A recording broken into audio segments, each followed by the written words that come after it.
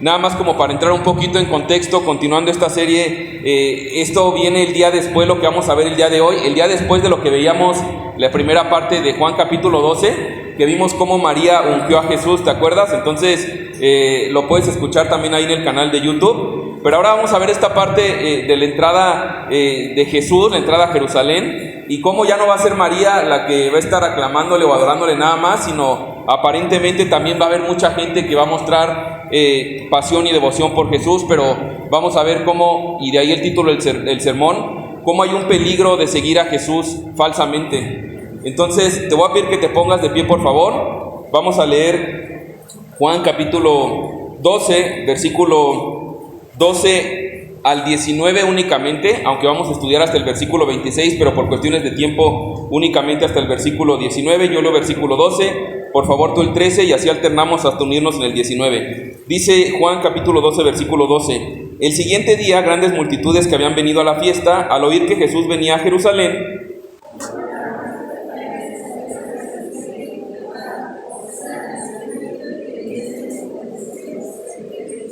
y halló Jesús un asnillo y montó sobre él, como está escrito.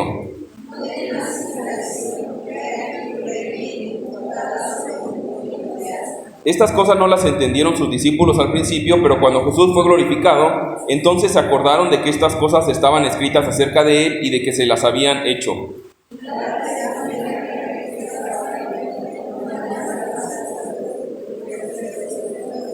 Por lo cual también había venido la gente a recibirle, porque había oído que él había hecho esta señal. Dijeron entre sí: ya veis que no conseguís nada, mirad, el mundo se va tras él. Vamos a orar. Padre, te amo, muchísimas gracias por el privilegio que nos das tan tremendo de estar delante de ti en tu palabra, y por la seguridad que tenemos que tu palabra es verdad, que tu palabra nos santifica, nos limpia, pero nos muestra también realmente quién eres tú, Padre, y tú sabes esta porción, Señor, por qué la inspiraste y la has preparado para el día de hoy, y el peligro, Señor, que hay, decía alguien por ahí que no hay algo, solamente hay algo que ser incrédulo, y es que creer que eres creyente pero realmente no lo eres. Así que, Padre, yo te ruego que por tu gracia y por tu misericordia abra nuestros ojos, abra nuestro entendimiento, concedas fe y arrepentimiento, Señor, y que sea el día en el que probablemente realmente te conozcamos y concedas un nuevo corazón que se rinda a ti, Señor. Gracias por tu palabra, te rogamos que exaltes a Cristo, en cuyo nombre oramos, amén. ¿Podemos tomar nuestro lugar, hermanos? Este pasaje, evidentemente, bueno, a lo mejor lo has escuchado, es una escena muy conocida de la vida de Jesús.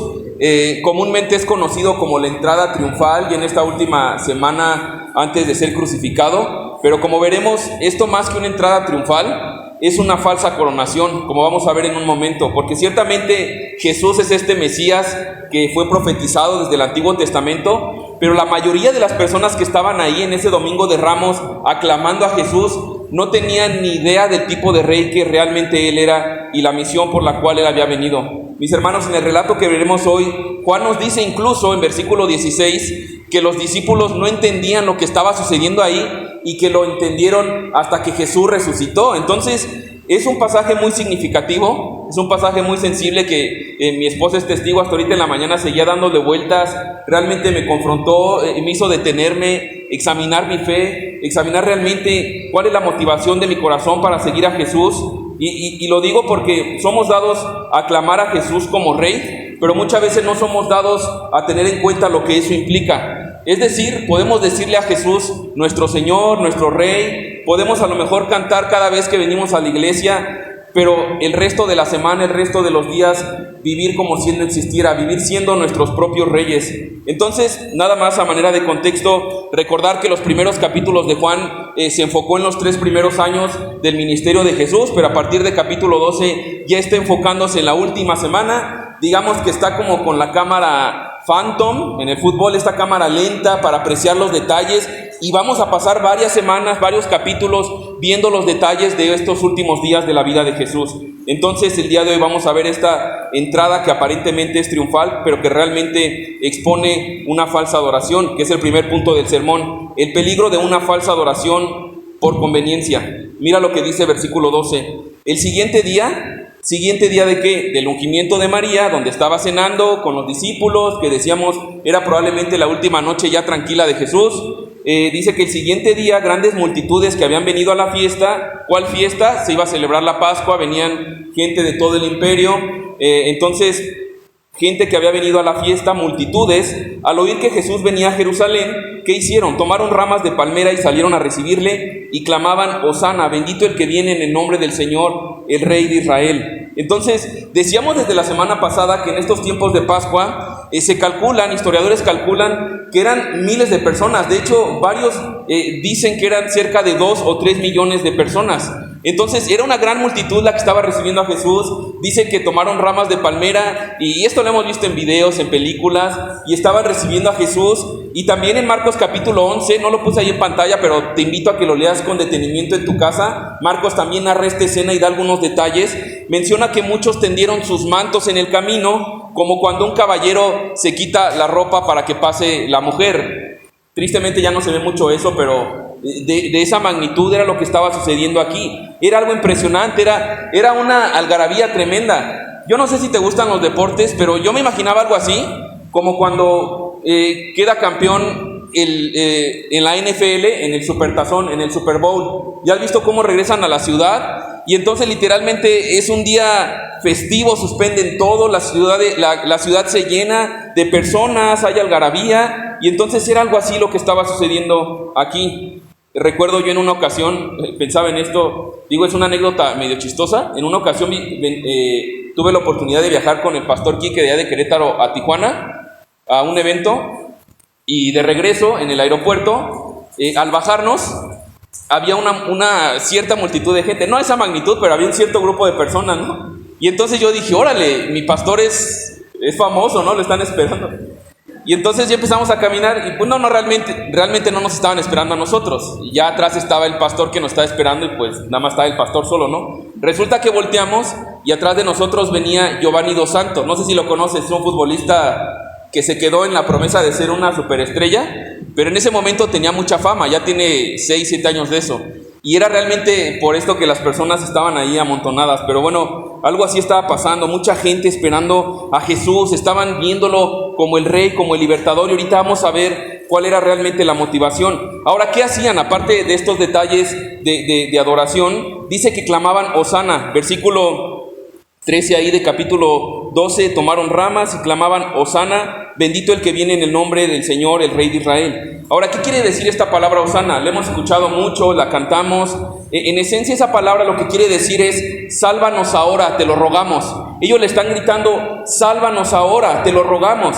Es una oración. En este momento, esta multitud que había ahí, lo que está haciendo es que está citando unas palabras que ellos cantaban cada año de memoria durante estas fiestas de la Pascua, que hacían alusión al Salmo 118, cuando el pueblo de Israel decía esto: bendito el que viene en el nombre del Señor. Ellos en este momento le agregan esta última parte, porque en Salmo 118 no dice el Rey de Israel. Ellos en este momento le agregan esta última parte, como poniendo toda su esperanza de un rey que venía para ser entronado, para liberarlos de la opresión. Mis hermanos, si había un momento, algunos tienen esta idea de que Jesús venía como un revolucionario o implantar su reino en el aquí y en el ahora. Si hubiera habido algún momento donde él podía tomar las riendas de la nación, políticamente hablando, económicamente hablando, era este. Si había un momento en el que si Jesús hubiera venido a hacer una revolución social, era este. Toda la gente estaba clamando por él. Pero mis hermanos,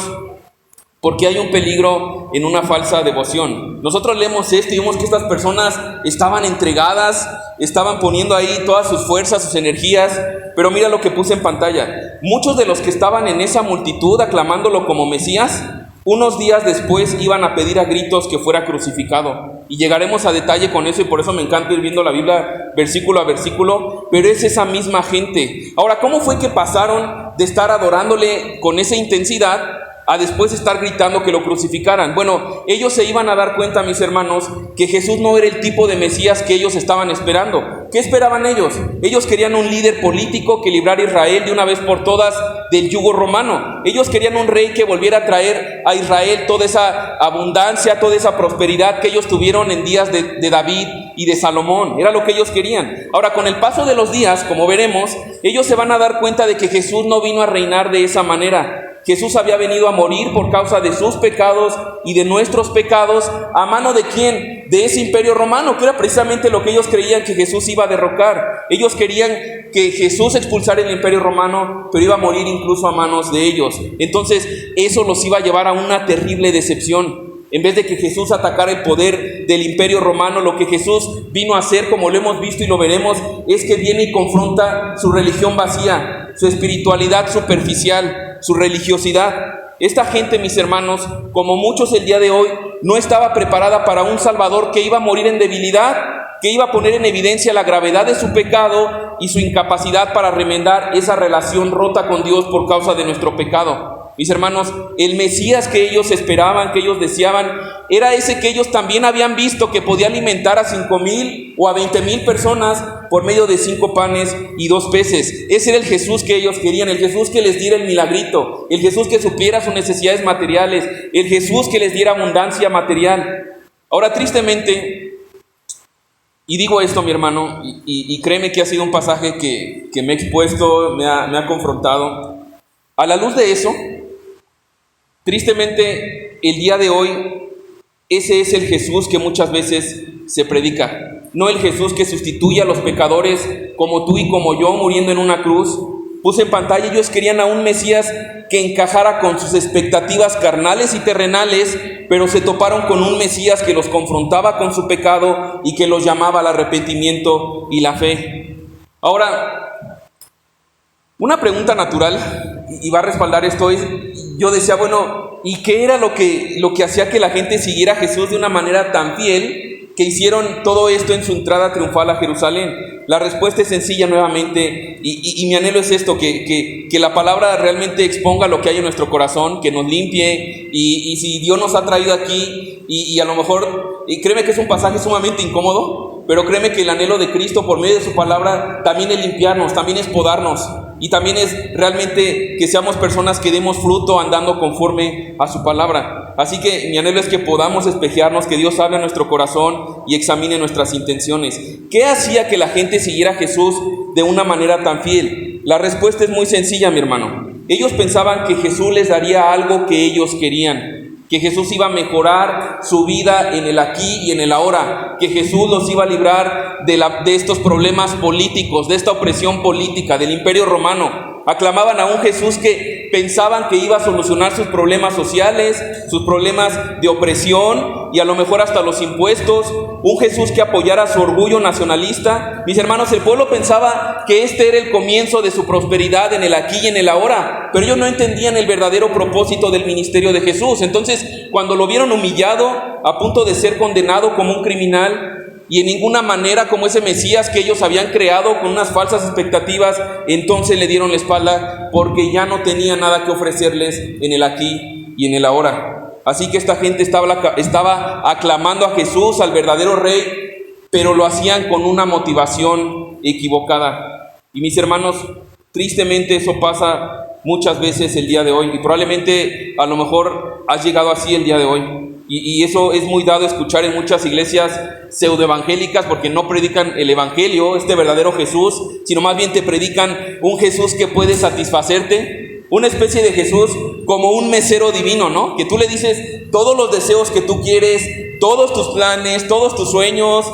y nada más quieres que Él te vaya bendiciendo y te vaya concediendo todos los anhelos de tu corazón. Es común escuchar que te dicen, ven a Cristo y tendrás una vida próspera, tendrás una vida saludable, tendrás un matrimonio maravilloso, tendrás unos hijos súper piadosos, súper obedientes. Todos tus problemas quedarán sepultados en lo más profundo del mar. Serás la persona plenamente feliz, no tendrás problema, no tendrás aflicción. Ven a Cristo para que disfrutes tu vida, será lo mejor. Y entonces, ¿cómo no estar así, no? ¿Qué es lo que sucedía con estas personas? Y muchos están en este tipo de doctrina, en este tipo de iglesias, o van detrás de este Jesús, y pueden cantar con entusiasmo y con profunda devoción a ese Cristo que solamente existe en su imaginación. El día de hoy puse en pantalla, mis hermanos, hacemos a Jesús a nuestra conveniencia, un Dios que nos dé todo lo que nosotros queremos, Y no solamente que nos dé todo lo que nosotros queremos, sino que no espere nada de nosotros para que entonces yo me pueda sentir cómodo conmigo mismo. Es muy triste el día de hoy seguir este tipo de corrientes, de doctrinas de prosperidad, donde se organizan eventos de bendición, de sanidad, que logran convocar multitudes. Y tú te preguntas, bueno, ¿y por qué este individuo? ¿Y por qué hay tantas multitudes? Bueno, es lo que está sucediendo aquí. Multitudes que están gritando bendito el que viene en el nombre del Señor, pero lo que está provocando esa devoción y esa adoración es que ellos están esperando obtener su mejor vida en el aquí y en el ahora. Están detrás de Jesús por el milagro. Y mis hermanos, eso es muy común. Hay personas que se acercan a mí y, oye, ¿cómo le hago para que Dios me bendiga esta relación? Oye, pero esa persona te aleja de Dios, ni ama a Jesús. No, pero dime, ¿a qué hora tengo que orar? Para que ahora sí que, mira, es que no es así. Oye, ¿cuánto tengo que dar? Ha llevado hasta este tipo de corriente. Mira, es que tú tienes que sembrar en el reino. Y si tú estás enferma, estás pasando por alguna situación, es porque no estás ofrendando lo suficiente. Y entonces te dice, mira, literalmente el cheque en blanco, tú dime lo que tenga que dar para que Jesús me cumpla esa sanidad, ese deseo. Y entonces convertimos a Jesús a nuestra conveniencia. Hacemos un Jesús que nos acomoda, que nos conviene, y ese no es el Jesús de la Biblia. Ahora, mis hermanos, también quiero hacer un paréntesis aquí. Yo de ninguna manera estoy diciendo que Jesús no puede darnos sanidad. Por supuesto que Él es poderoso para darnos sanidad, y he sido testigo de un montón de personas, y Él es capaz de hacer mucho más allá de lo que nosotros podemos entender o imaginar, dice en Efesios capítulo 3.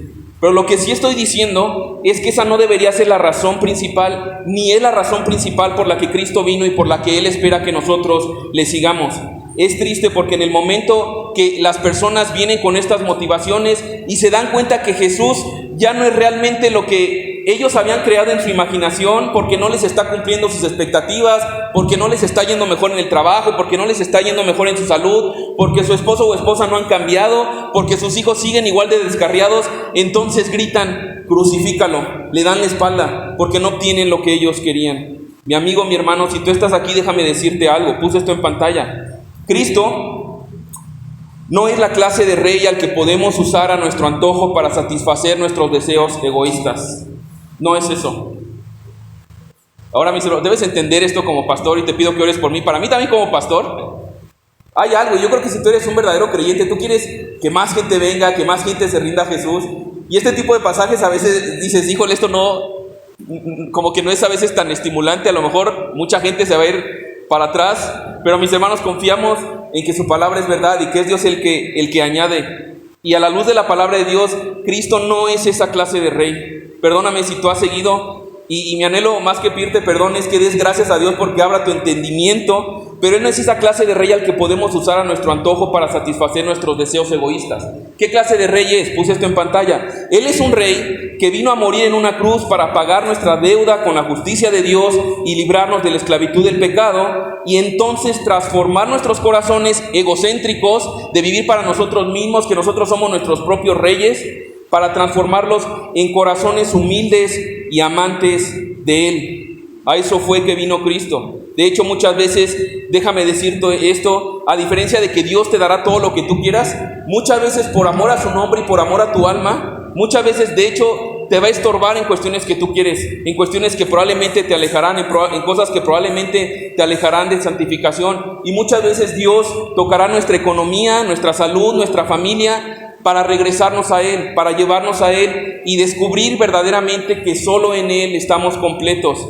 Yo soy testigo de gente aquí que para muchos lo mejor que les ha pasado en su vida son los desiertos, cuando Dios rompió su economía, rompió su familia, por causa de su pecado, por causa de situaciones, pero sabiendo que Dios estaba en control y que los llevó a ese lugar donde ellos creían que estaba todo perdido para realmente encontrarse con Él. Mis hermanos, este domingo de Ramos, este pasaje que estamos viendo, puse en pantalla, una gran multitud aclamaba a Jesús como rey, pero muy pocos estaban dispuestos a someterse a su autoridad.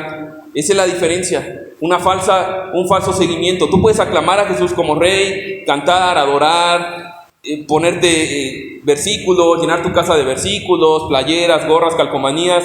Nada de eso está mal, no lo malentiendas. Pero si eso no viene acompañado por someterte a la autoridad de Jesús, realmente es una falsa devoción a Él. Una cosa es venir a la iglesia y cantar con los ojos cerrados y levantar las manos, llorar. Otra vez no tiene nada de malo. Gloria a Dios que vengamos y derramemos nuestro corazón y le adoremos porque Él es digno. Pero otra cosa muy diferente es someternos al señorío de Cristo como dueño absoluto de nuestras vidas. Entonces, hasta este punto, la pregunta no es ¿qué piensas tú de Jesús? Si preguntamos eso, creo que habría un montón de puntos de vista distintos, sino más bien a la luz de la palabra, ¿quién es Jesús? ¿Quién es el Jesús de la Biblia? ¿Quién es? Y la palabra nos muestra que es el Dios que vino y se hizo carne. Y mi hermano, tenemos que responder eso también nosotros, porque eso es lo que importará en la eternidad, cuando estemos delante de Dios, y es lo que importa el día de hoy también. Y es lo que Dios te pregunta, ¿quién es Jesús para ti? Hay un pasaje donde Jesús le pregunta esto a los discípulos. Mateo capítulo 16, recuerda que Jesús va con los discípulos y entonces Él le pregunta y les dice, ¿quién dicen los hombres que es el Hijo del Hombre? Y ellos le dicen, mira, unos dicen que es Juan el Bautista, otros Elías, otros Jeremías o alguno de los profetas. Y entonces, versículo 15 de Mateo 16, les pregunta, ¿y ustedes quién dicen que soy yo? Te fijas también a ellos, a ver qué onda, por lo que han visto, lo que han leído, y es algo que tenemos que responder tú y yo. ¿Quién dicen que soy yo? Les preguntó Jesús. Simón Pedro, Pedro impulsivo, tan emocional, responde, tú eres el Cristo, el Hijo del Dios viviente. Y entonces Jesús le dijo, bienaventurado eres Simón, hijo de Jonás, porque esto no te lo reveló carne ni sangre, sino mi Padre que está en los cielos. Entonces, mi hermano, ¿quién es Jesús para ti? ¿Te ha revelado el Padre que está en los cielos como a Pedro quién es Jesús? ¿O continúas con tus ideas a tu medida, a tu conveniencia sobre quién es Jesús? Puse en pantalla, ¿adoras y sigues a Jesús por quien dice su palabra que es? ¿O por quien tú crees que es? ¿O lo que esperas que te dé en este mundo según tus propios deseos e ideas?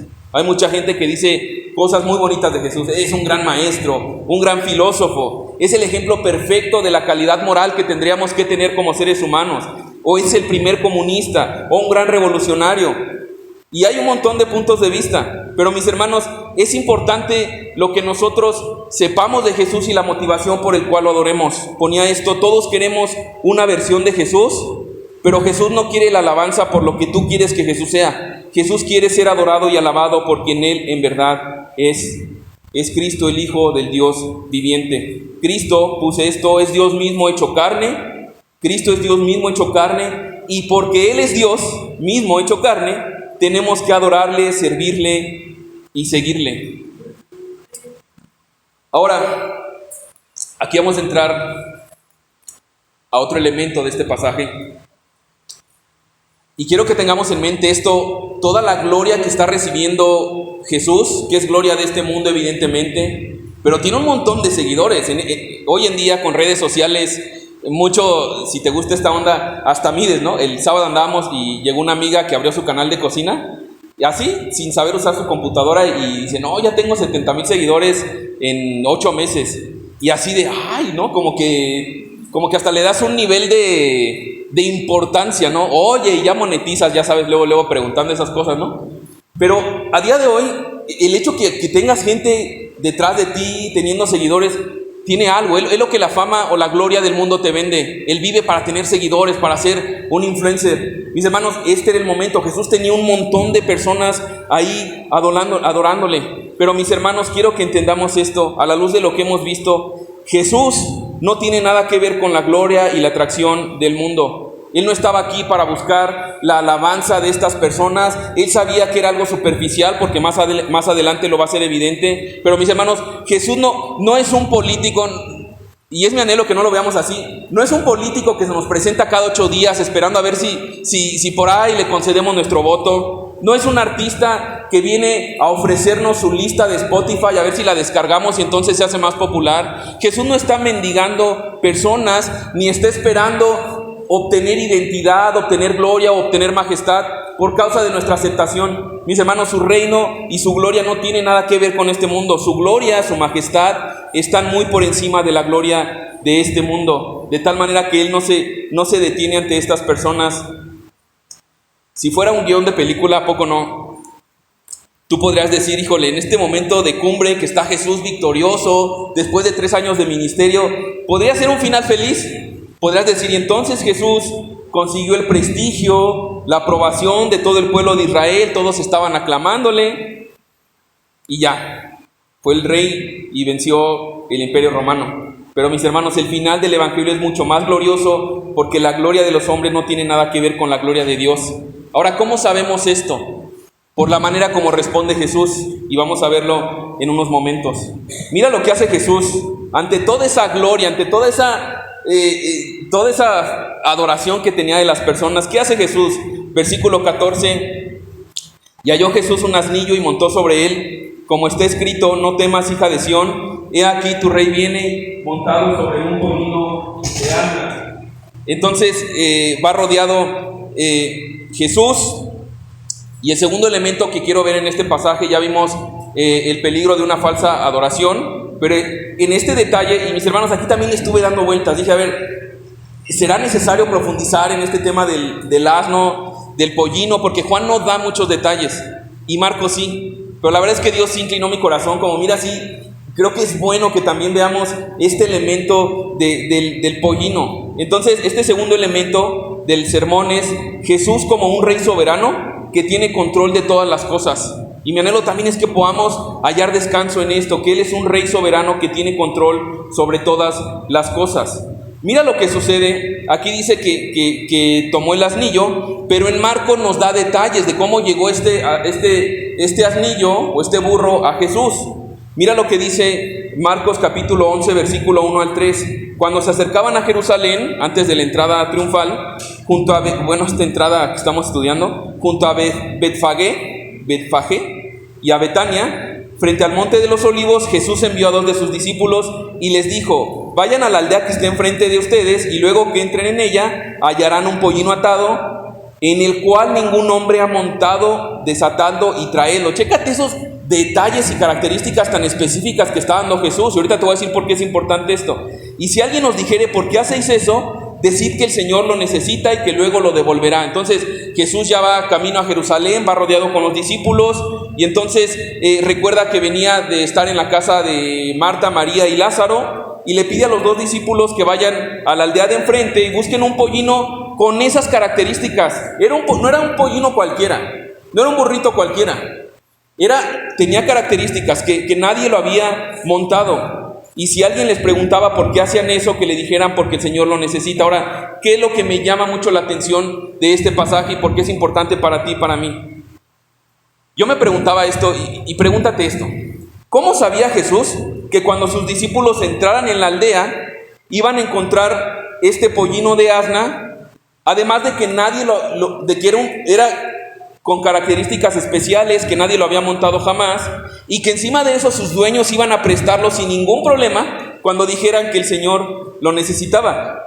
El día de hoy tú pudieras mandar un WhatsApp, ¿no?, y avisarle: oye, te voy a mandar a estos discípulos, por favor échale la mano con ese burrito que tú me habías dicho que no ha montado nadie. Pero recuerda que ellos están regresando, vienen de la casa de Marta, María y Lázaro, habían pasado tiempo ministrando en Galilea, de tal manera, escucha bien esto, era imposible humanamente que Jesús supiera todo eso, era imposible, a menos que tuviera un conocimiento sobrenatural y un control sobre todas las cosas.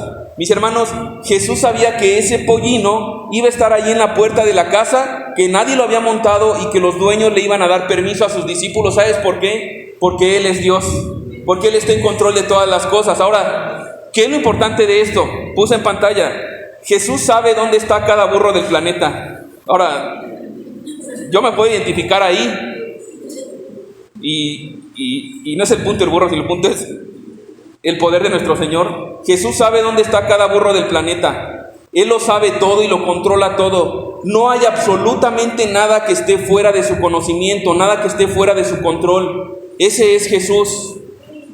Ahora imagínate el impacto en los discípulos cuando llegan a la aldea, se encuentran con el pollino, con estas características. ¿Sabes qué estaba haciendo Jesús ahí? No solamente mostrando el control sobre todas las cosas. Escucha bien esto, por eso no debemos perder el contexto. Lo que está sucediendo es el camino final a la crucifixión.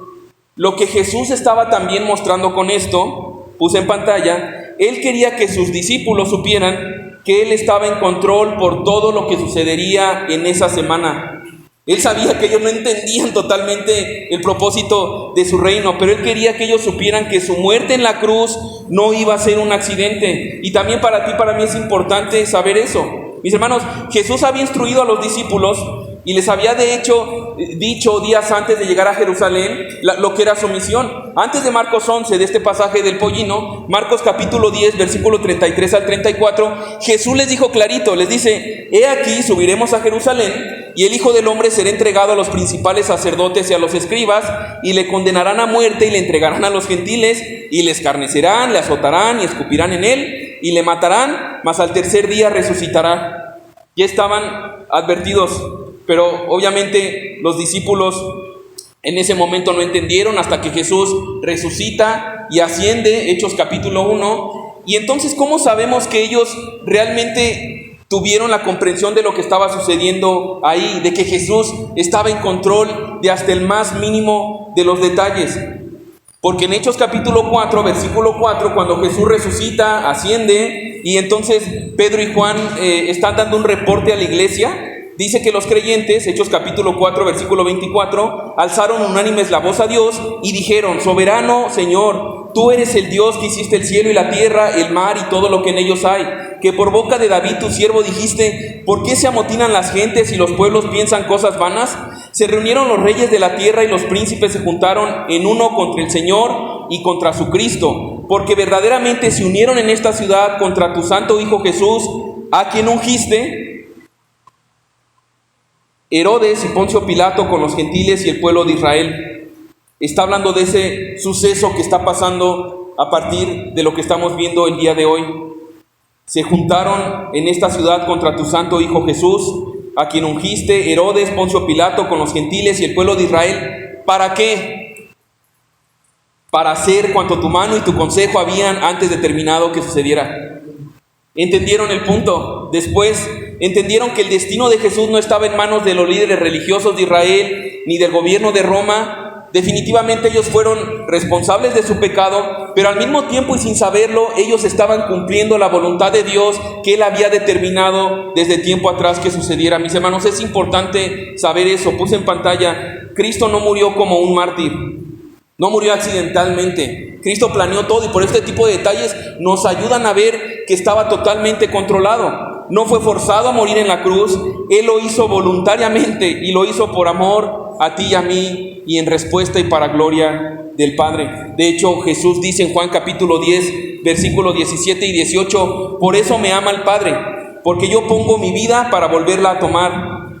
Nadie me la quita, sino que yo de mí mismo la pongo. Tengo poder para ponerla y tengo poder para volverla a tomar. Este mandamiento recibí de mi Padre. Mis hermanos, Jesús, como Rey soberano, fue llevado a la cruz porque Él quiso dar su vida en rescate nuestro. Fue llevado a la cruz para dar su vida por nosotros. Ahora, aquí hay otro detalle más, es lo último que voy a dar de esta parte. A lo mejor tú te preguntas: ok, ya vimos el control de Dios sobre los detalles del pollino, del burrito, pero ¿por qué Jesús tenía que entrar a Jerusalén en un burrito? ¿Por qué no entró caminando? Como seguramente lo hemos visto también varias veces de su ministerio, llegaba caminando. ¿O por qué no entró montado en un corcel, en un caballo blanco, acá fuerte, que fuera imponente, como era típico en los reyes de aquellos días? Mira lo que dice versículo 3 de Marcos 11: si alguien os dijere: ¿por qué hacéis eso?, decid que el Señor lo necesita. Jesús primero evidencia su omnisciencia, Él lo sabe todo, conoce quiénes eran los dueños del burrito y sabe cuál era la condición de ellos que estarían dispuestos a prestarlo, pero dice que también lo necesita. Y a lo mejor me encanta aquí, antes de ver para qué lo necesitaba, hay un detalle aquí que me encanta ver de la obediencia de los discípulos. ¿Te fijas que ellos no recibieron ninguna explicación adicional? Ahora imagínate que yo te dijera: oye, mira, vas a ir aquí no sé, aquí enfrente de la presidencia, te vas a meter ahí a las villitas, va a haber una bici amarrada ahí, por favor, tú tómala, tráetela. O sea, pues tiene dueño, ¿no? lo más seguro sería que me preguntara, bueno, ¿y por qué o con qué autoridad? Y empezar a cuestionar. Y evidentemente nuestras palabras son totalmente cuestionables, pero mis hermanos, la palabra de Dios es suficiente. Ellos están demostrando que una instrucción de Dios es suficiente. Él no les da ninguna explicación adicional. ¿Por qué? Porque Jesús es el Señor y ellos simplemente deben obedecer. Y ese es un principio también que muchas veces, honestamente, como creyentes pasamos por alto. A veces escuchamos tanto la palabra Señor, Dios, Rey, pero realmente nuestra vida no hace evidencia porque ya le quitamos la relevancia a ese tipo de elementos que describen a nuestro Señor Jesús. ¿De verdad tú crees que es el Señor? Yo te pregunto, ¿de verdad tu vida hace evidente que Él es Señor? Porque a la luz de lo que estamos viendo aquí, puse en pantalla, si decimos que Jesús es nuestro Señor, cuando Él nos da una orden, por extraña que parezca, nosotros obedecemos aunque no tengamos la menor idea de lo que Él está haciendo y por qué. Ahorita estamos en una etapa con mi hija Ruth, tiene 4 años y medio, que todo pregunta por qué. Y es desafiante si has estado ya en esa etapa, porque van cada vez rascándole más, y a veces tú ya, la verdad no sabes ni por qué. Y bueno, tienes que ir ahí, ya gracias a Dios hoy hay Google o preguntas, pero aquí muchas veces nosotros tenemos esa actitud como de niños chiquitos, y entonces Dios nos da una instrucción: ve, perdona, toma la iniciativa, sacrifícate, congrégate, ¿sabes qué? No te unas en yugo desigual, ¿sabes qué? No hagas tesoros en los cielos, y de repente, hombre, ¿sabes qué? Pastorea tu casa, lidera a tus hijos, y todo es, ¿para qué? ¿Por qué? ¿Por qué? ¿Por qué? Y a veces no lo decimos, pero esa es nuestra actitud. Ahora, ¿por qué necesitaba Jesús a este burrito o a este pollino? Bueno, Juan no dice exactamente, pero en el pasaje paralelo en Mateo 21 dice esto: todo esto aconteció para que se cumpliese lo dicho por el profeta. ¿Qué profeta? Está hablando de Zacarías capítulo 9, versículo 9. Mira lo que dice: alégrate mucho, hija de Sión, da voces de júbilo, hija de Jerusalén. He aquí tu rey vendrá a ti, justo y salvador, humilde y cabalgando sobre un asno, sobre un pollino, hijo de asna.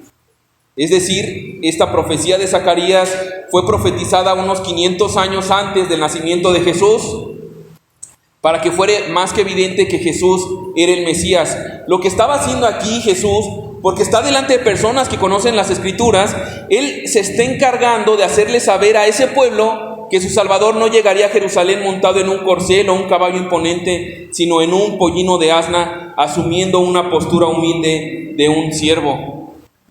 Ahora, no debemos confundirnos. Esta es la primera venida de Jesús. Jesús vino así, en una postura humilde, dispuesto a dar su vida en rescate de los que hemos pecado, y todos hemos pecado. Pero mis hermanos, también la palabra de Dios habla de que Cristo volverá otra vez, y cuando Él vuelva no vendrá montado en un pollino. Dice Apocalipsis 19 que vendrá montado en un caballo blanco para aplastar toda rebelión y poner a todos sus enemigos por estrado de sus pies.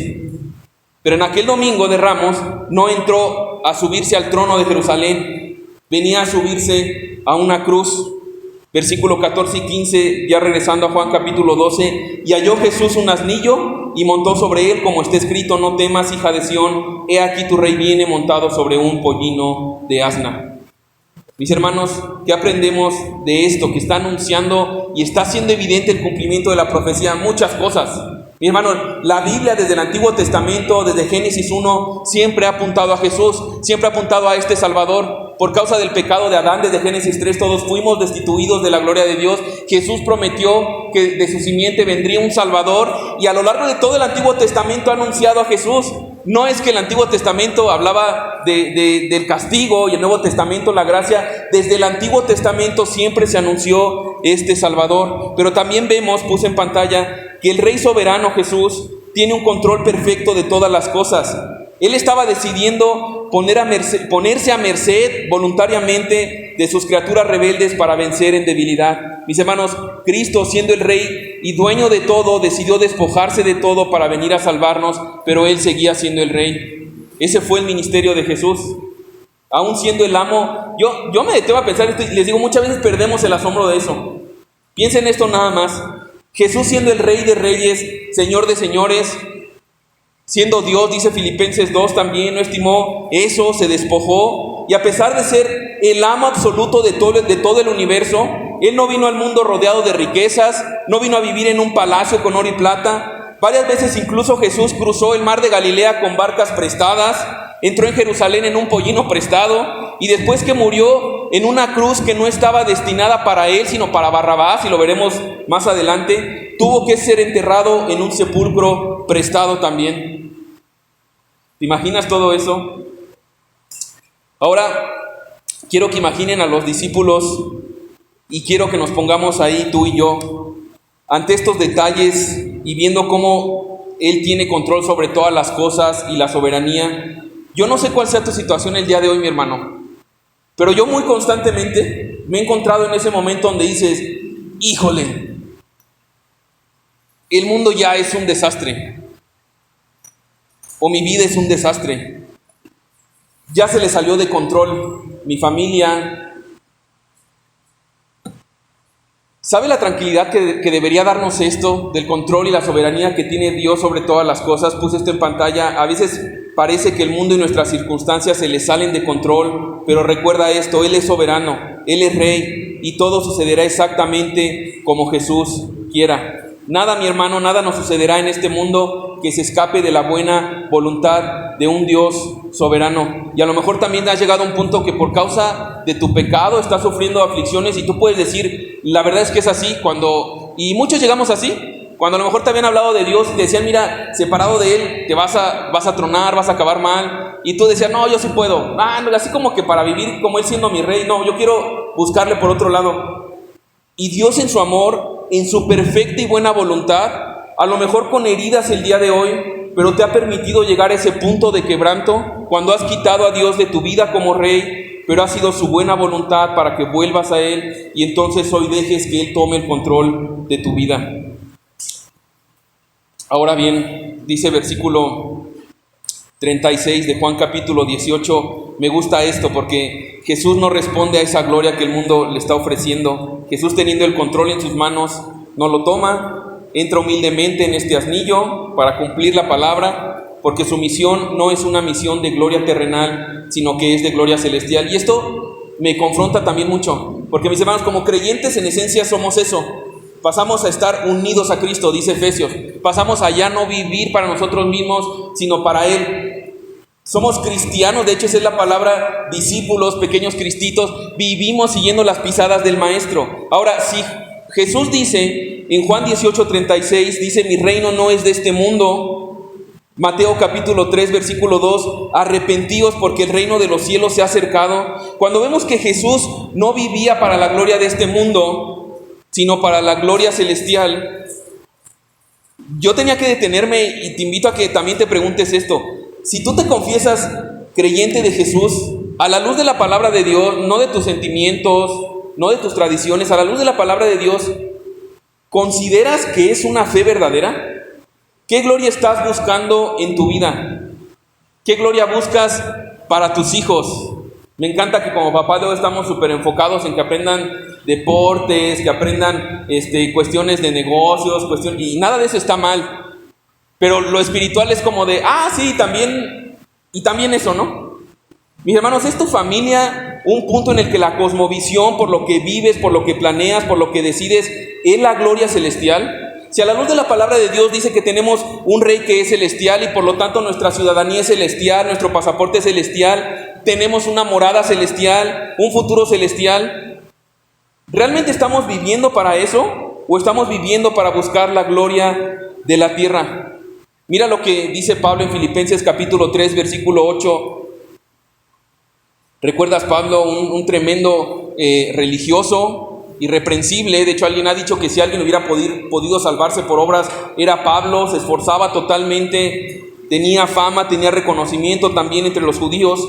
Dice, pero Cristo viene a su encuentro, sabemos Hechos capítulo 9, y entonces realmente sus ojos son abiertos y vive ya no para su religiosidad, sino proclamando el evangelio. Eso trae enemistad, trae persecución, termina en la cárcel, y entonces Filipenses 2, hablando desde la cárcel por causa del evangelio, dice, ciertamente aún estimo todas las cosas como pérdida, todos sus reconocimientos que tenía aún en el ámbito religioso, estimo todas las cosas como pérdida por la excelencia del conocimiento de Cristo Jesús, mi Señor, por amor del cual lo he perdido todo y lo tengo por basura para ganar a Cristo. Mateo 13, versículo 45 y 46. También el reino de los cielos es semejante a un mercader que busca buenas perlas, que habiendo hallado una perla preciosa fue y vendió todo lo que tenía y la compró. Qué escena, ¿no?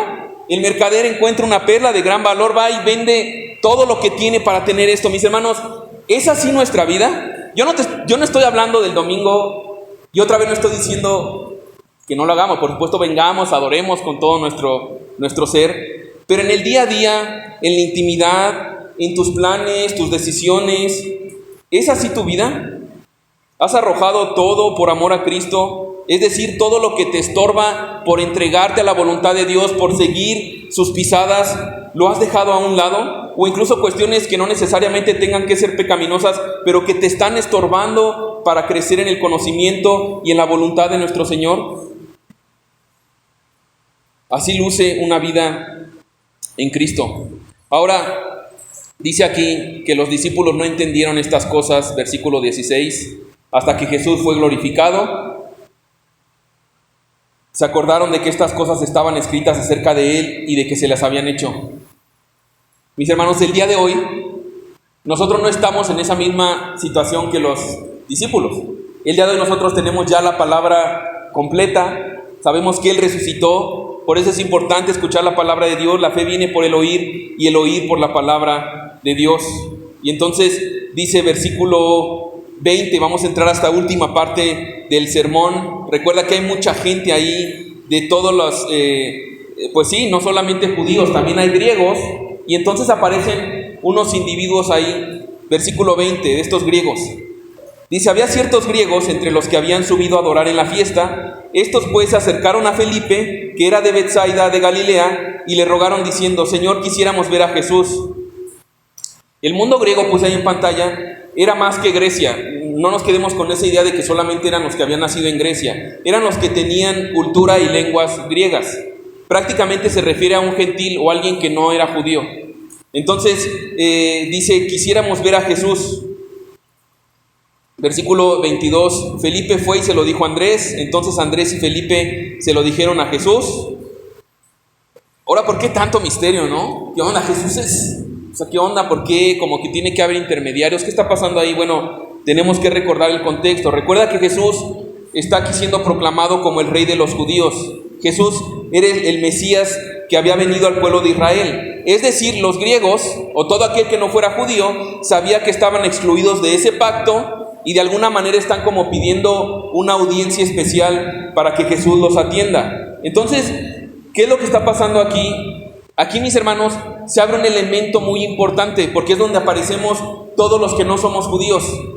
Varios comentaristas coinciden que en este punto Jesús, en esta petición, puse en pantalla, en esta petición de los griegos de querer verle, Jesús estaba viendo cumplidas muchas profecías de que la nación de Israel traería salvación a muchos otros pueblos, y ahí estamos incluidos tú y yo. Por eso la respuesta de Jesús le respondió diciendo, ha llegado la hora para que el Hijo del Hombre sea glorificado. ¿Recuerdas que a lo largo de Juan en constantes ocasiones ha dicho, no ha llegado mi hora? Aquí dice, ha llegado la hora para que el Hijo del Hombre sea glorificado. Ahora, yo me imagino a los discípulos, y a lo mejor pudieron haber pensado, entonces ya va a agarrar así un buen caballo, se va a subir al trono. Pero vemos aquí que la gloria de la cual está hablando Jesús supone la muerte en la cruz, la resurrección entre los muertos y la ascensión a los cielos. Ahora, chécate esto, y este es un punto muy importante de lo que decíamos al inicio de la falsa devoción o un falso concepto de Jesús. ¿Cuál es la gloria de Jesús? ¿Cómo es esa gloria que está describiendo Jesús aquí? ¿Cuál era la misión por la cual Él venía? Mira lo que dice, ahí lo describe en versículo 24. De cierto os digo, que si el grano de trigo no cae en la tierra y muere, queda solo, pero si muere, lleva mucho fruto. Es decir, ¿qué gloria hay en un grano de trigo? Si te lo comes, no pasa nada. Pero si ese mismo grano cae al piso, muere y entonces brota otra planta, de esa otra planta puedes tener incluso miles de hectáreas plantadas con ese grano de trigo. Mis hermanos, lo que Jesús está diciendo es esto, y pon atención en esto. Ese es Jesús. Jesús es ese grano de trigo que cayó en la tierra y murió para dar mucho fruto, y entonces nosotros somos la cosecha de Dios. Esa era la naturaleza, esa es la naturaleza por la cual Jesús vino. Entonces, el reino de Jesús, a la luz de la palabra de Dios, no empezó con una coronación, sino con una crucifixión. No comenzó con Jesús siendo exaltado, sino dando gloria a su Rey, sacrificándose por aquellos que vendría a salvar. Mis hermanos, el reino de Jesús no es un reino terrenal, es espiritual. El reino de Jesús es el Rey que se entrega en favor de pecadores para que entonces nosotros podamos vivir con Él y para Él. Ahora, mis hermanos, eso también es una foto de la vida cristiana. Y eso es lo que nos implica una verdadera devoción a nuestro Señor. Así como Él murió para gloria del Padre y poder dar fruto, si tú realmente has creído en Jesús, eso es lo que implica, el morir a ti mismo y vivir para gloria de Él. Mira lo que puse en pantalla. El Señor Jesús dice que como discípulos, verdaderos adoradores, verdaderos creyentes, como discípulos, siguiendo sus pisadas, hemos de renunciar a todo para retenerlo a Él como lo más precioso, como este mercader que encontró la perla. Mateo 10:37 dice, y son pasajes fuertes, porque mi hermano, va a llegar un punto en tu vida, si no ha llegado, a lo mejor es el día de hoy, o va a llegar un punto en tu vida donde Jesús se va a parar delante de ti y te va a decir, ok, ya has escuchado, ya has hablado, ya me has visto, ¿quién soy yo para ti? Porque aquí dice, el que ama a padre o madre más que a mí, no es digno de mí. El que ama a hijo o hija más que a mí, no es digno de mí. Ahora, no me malentiendas. Puedes decir, ay, qué bueno, ya no tengo que obedecer a mis papás. Ni tampoco está diciendo, ay, qué bueno, porque ya no soporto a mis hijos. Ya me voy a entregar a la iglesia y no me voy a hacer cargo de ellos. No está diciendo de eso. El Señor está hablando y citando a la familia. Lo decía un pastor, me gustaba cómo explicaba esto. Probablemente porque en muchos casos es lo que más queremos nosotros en este mundo. Pero aquí está diciendo que si alguno ama a alguien o a algo más que a Dios, entonces no es digno de Dios. No está hablando que abandones impulsivamente, pero sí está hablando que en algún momento la influencia de las personas que te rodean querrán cuestionar tu llamado. Te dirán, sabes que eso ya es demasiado. ¿En serio te vas a preparar tanto? ¿En serio vas a seguir sirviendo? ¿En serio otra vez a la iglesia en domingo? ¿Otra vez entre semana? ¿En serio vas a pasar por alto esa traición, esa ofensa? Va a implicar eso, va a implicar que sea puesta a prueba nuestra fidelidad a Jesús. A lo mejor será un punto con la persona que tengas que casarte y dices, pero es que tiene todo el potencial, es increíble, nada más le falta ser cristiana, mis hermanos. Si no tiene a Cristo, y va a ser fuerte, pero es lo que está hablando de un tema del corazón. El tema, mis hermanos, puse esto en pantalla. El tema es que a quien Cristo salva, Cristo gobierna. Y lo gobierna no para vivir para sí mismo, para cumplir sus deseos, sino que lo gobierna para vivir para Cristo. Así que mira lo que dice nuevamente versículo 25, el que ama su vida la perderá, y el que aborrece su vida en este mundo para vida eterna la guardará. La palabra aborrecer es amar menos. No habla tampoco, odio mi vida y bien quejumbrosos. No, está hablando de que hagas a un lado tus prioridades, tus implicaciones y ames más a Dios. Dice Lucas, versículo 9:23, y decía a todos, respaldando este versículo, si alguno quiere venir en pos de mí, me gusta que Jesús lo deja ahí, y a lo mejor te lo está dejando a ti el día de hoy aquí. Mira, si tú quieres venir en pos de mí, niéguese a sí mismo, tome su cruz cada día y sígame. ¿Te fijas que no habla de, pues haz una oración para que entre en tu corazón y ya, todos felices, siguen tu vida, yo te echo porras, te cumplo tus sueños, tus planes?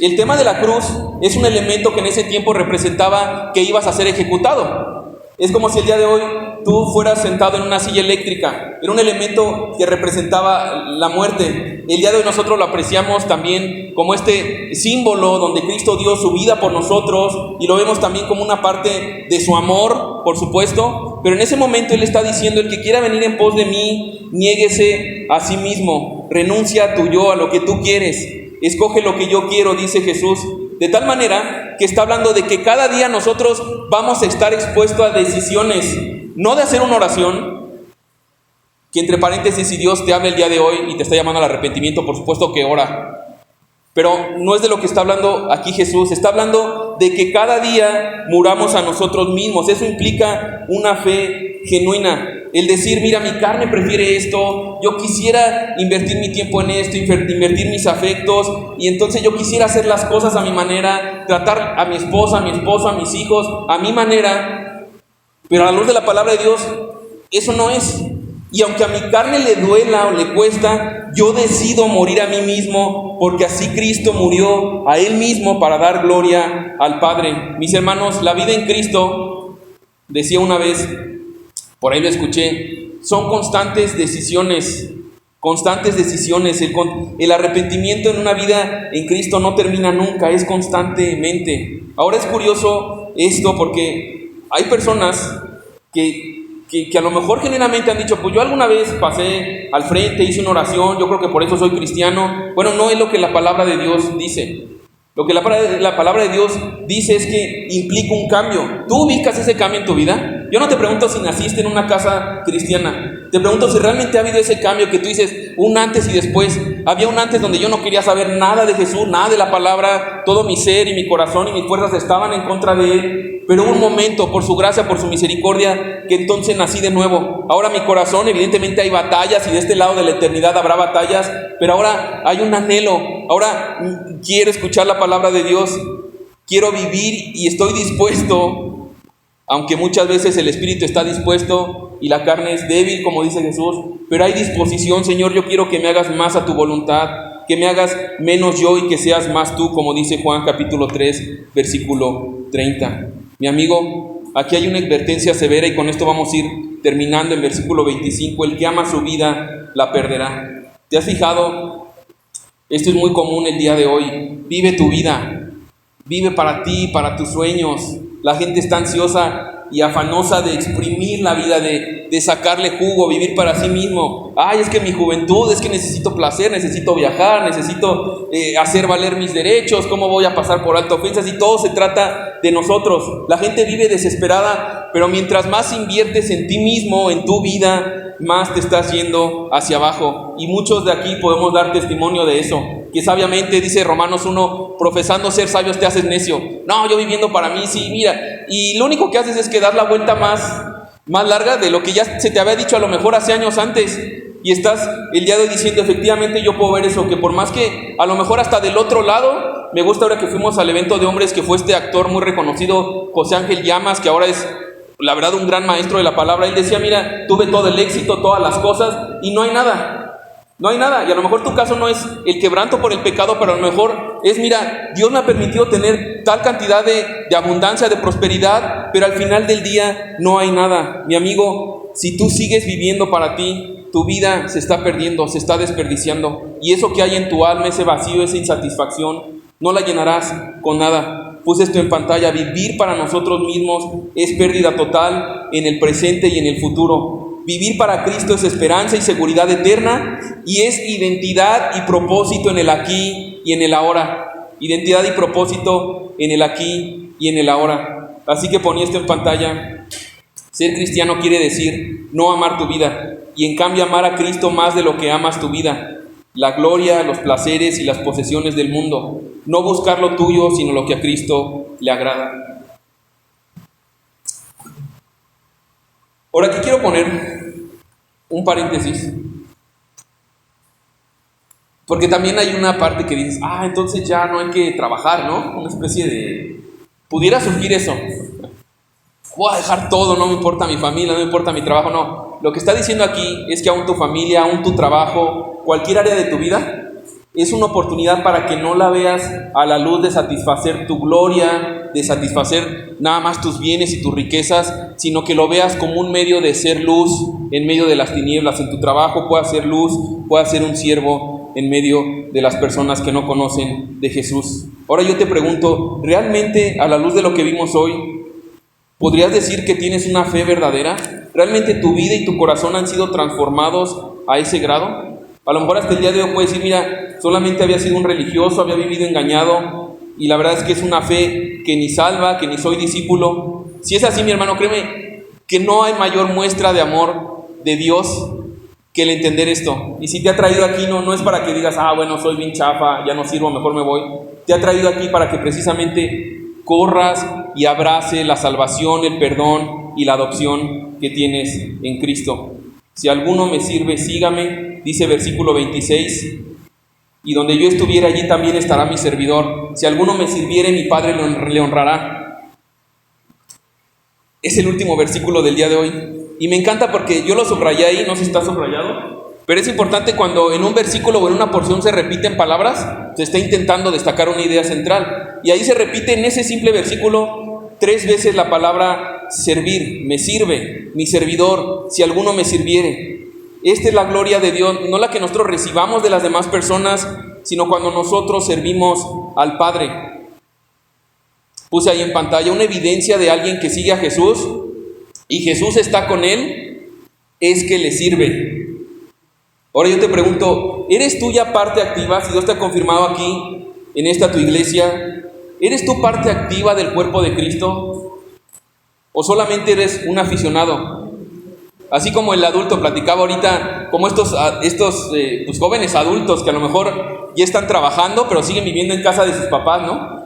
Y ya tienen, ya están obteniendo, y en lugar de también ser de bendición para sus papás, pues son unos parásitos, podríamos decirlo. Nada más están como recibe y recibe. Mi hermano, una evidencia que nos muestra la palabra de Dios, porque seguimos sus pisadas, y Él vino no a ser servido, sino para servir, es alguien que le sirve. Y allí estará, donde yo estuviere, allí también estará mi servidor. Es una evidencia. Y ponía esto en pantalla. Puede haber gente también, yo sirvo un montón. Bueno, estas personas probablemente también, los religiosos. Puede haber gente que sirva por motivos que no son verdaderos.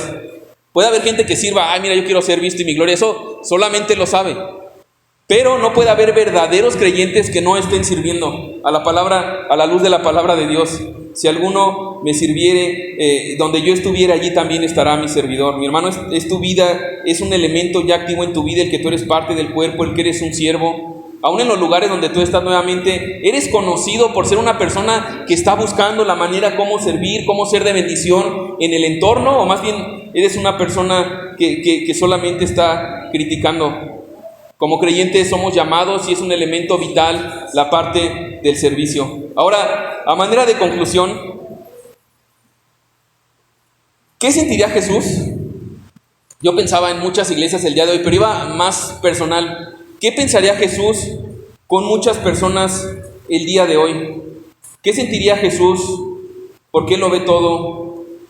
En medio de nuestras alabanzas, de nuestras aclamaciones que podemos hacer, pero que también conoce nuestra vida. Y mi hermano, te lo digo desde un punto que tuve que pedirle perdón a Jesús tremendamente. Porque la manera como a veces nos comportamos externamente, como alabamos, como nos mostramos tan emocionales, no van acorde con nuestra vida en privado, con nuestra vida realmente con un corazón que se someta a la voluntad de Dios. A la luz de este pasaje, y es un peligro esta falsa devoción. Puse esto en pantalla. Intensamente tú puedes ser muy emocional externamente en la alabanza, sirviendo, pero con un corazón que rehúsa someterse a la voluntad de Dios en el día a día y en la privacidad. Ahora, puse esto también, el problema no está en las emociones. No me malentiendan, no quisiera que nos volviéramos, entonces ya mejor no alzo las manos, ya no canto con gozo, y en mi casa, no es ese el punto de lo que estoy diciendo. Podemos decir también que podemos ser muy emotivos, pero con un corazón obediente y sumiso que reconoce a Jesús como verdadero Rey de nuestras almas. El problema no está en las emociones, el problema está en que si de verdad tus emociones corresponden con tu sometimiento a su palabra en el día a día. Y mi anhelo es ese, mi hermano. Ahorita vamos a orar, vamos a tener Santa Cena, pero que el Señor, de verdad, número uno, a lo mejor muchos nos hemos encontrado ahí, a lo mejor estás ahí, y a lo mejor como creyente estás en ese momento de yo le sigo alabando porque estoy esperando el milagrito que cumpla mis expectativas, que ya me dé dinero, que me sane. Y el día de hoy debemos reconocer, Señor, gracias porque tú no me has dado eso y porque puedo entender que en ti estoy completo, que en ti lo tengo todo. Limpia mi corazón, examina mis motivaciones y permíteme tener una verdadera devoción como Rey de mi corazón, como Rey de mi vida, reconocer que tú eres mi Señor y yo soy tu siervo. Y es por amor y en respuesta a lo que tú has hecho que quiero honrarte. Ahora, te voy a dejar esto como un punto curioso. Lo escuché en algún momento y esto lo había enseñado también ya hace años cuando empezamos con el Evangelio de Marcos. Pero me gusta mucho también no solamente identificarnos ahí donde llegamos muchas veces como estos, la verdad, con falsa devoción, pero también hay otro elemento muy importante ahí y me gusta cómo a mí me enseñaban esta porción. ¿Sabes dónde más aparecemos en esta escena, además de ser como esta gente que cae en la tentación constantemente de adorar a Jesús por nuestra conveniencia? También estamos ahí en el burrito, también estamos ahí. Mis hermanos, piensen esto y quiero terminar con esto. Cuando Jesús comenzó a entrar a Jerusalén con toda la multitud y empezó a poner sus mantos y las ramas de palma, ¿tú crees que en algún momento entró en la cabeza del burrito la idea de que algunas cosas eran por causa de él? ¿Te imaginas al burrito diciendo, wow, no hay alguien como yo, no hay un burrito como yo?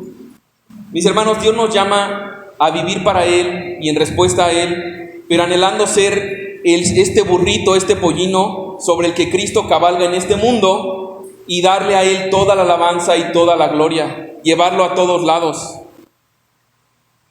Mis hermanos, definitivamente yo puedo decir lo único que tenemos que realmente vale la pena es que nosotros llevemos sobre nuestros hombros el nombre de Jesús para darlo a conocer a otros.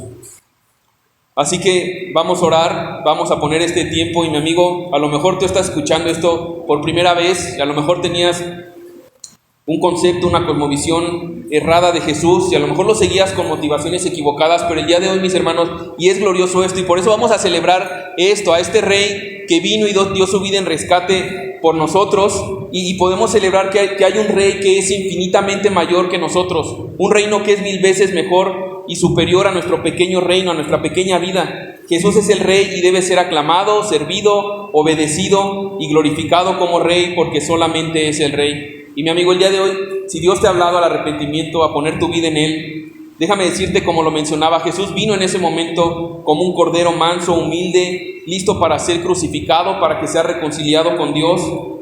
Pero Cristo volverá como un león montado en un caballo y vendrá con la mano pesada a juzgar a todo aquel que le ha rechazado. Así que no tomes esto como una amenaza, pero como una seria advertencia, por amor a Cristo, para que no salgas así de aquí, no salgas más enemistado, sino reconciliado con aquel que se entregó por ti. Así que vamos a orar y vamos a también tomar un tiempo para la Santa Cena. Padre, gracias por tu palabra.